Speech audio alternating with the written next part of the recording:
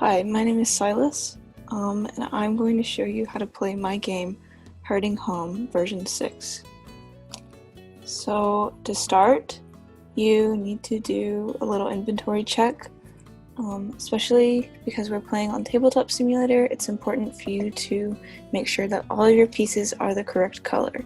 So there's a common error where sometimes your pieces will not show up in the color that they're supposed to be. And in this game, it matters. So just do a quick check and make sure you have, here you have a gray pawn, a gray dice, and a little gray counter, a black pawn, black dice, black counter, an orange one for each of them, and a blue one for each of them. And then also you should have 15 white pawns, 1 red pawn, 4 white dice, and 1 more little red one here. And then after that, I've already set up the board, but you need to start with setup.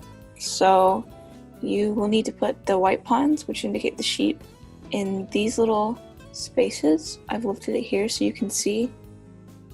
They are indicated with little plus marks, and so you need to put them where they go, and put the shepherd where it goes, which is right on this little flower icon right here.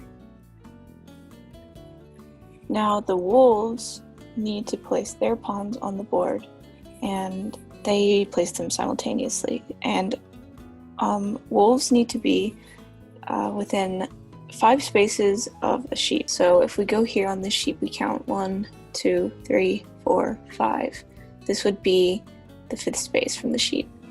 So we can place our wolf here at the 6th space from the sheep. Then from here, you just put the rest of your wolves anywhere on the board that is pale colored. So you couldn't put it on any of these dark green spots. Those are scenery and the wolves cannot walk there.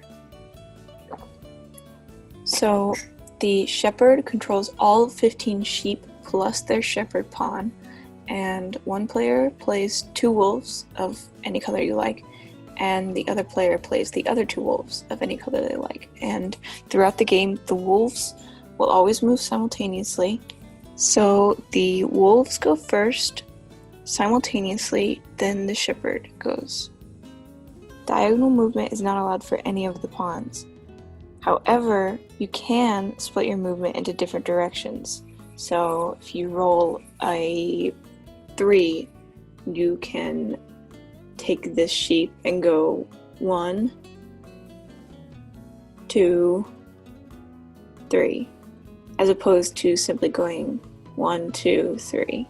None of the pawns may move through each other. This includes the sheep, wolves, all of them. And all players must use all of their rolls. So for the shepherd, this means rolling all 5 of your dice.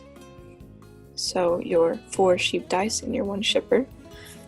And moving up to, but no more than, 4 sheep and your shepherd in your turn along the path. So the shepherd and the sheep can only stick along this pale yellow path.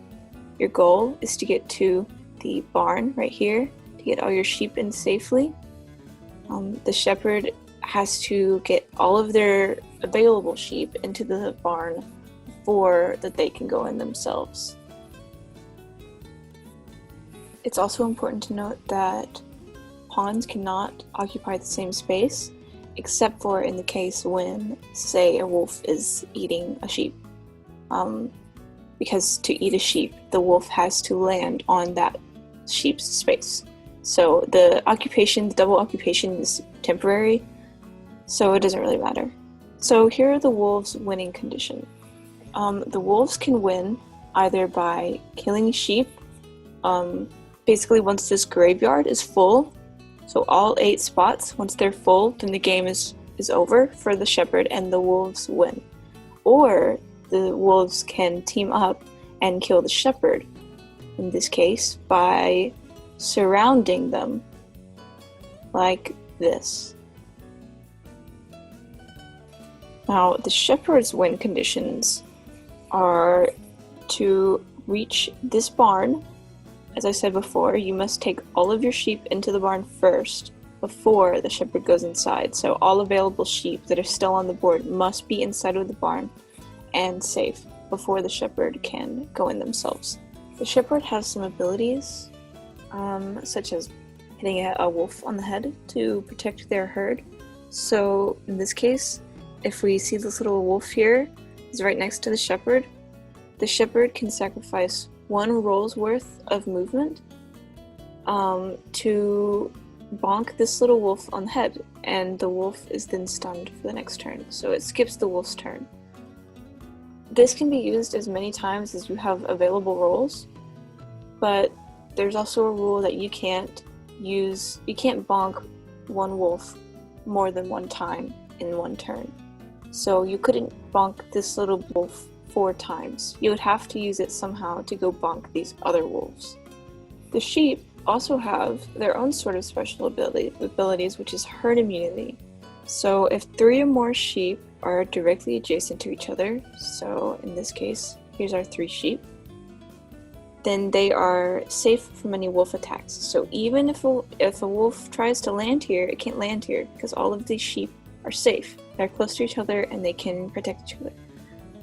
But if a sheep is flanked, this is basically null. So in this case, where we have the gray sheep, a white sheep, and the blue sheep, the way they're flanking this sheep like this sheep is exposed and can be eaten. So in this case, say the gray rolls a 1 and is able to scoot over here, eat this sheep is dead, because the herd immunity no longer applied when it was flanked.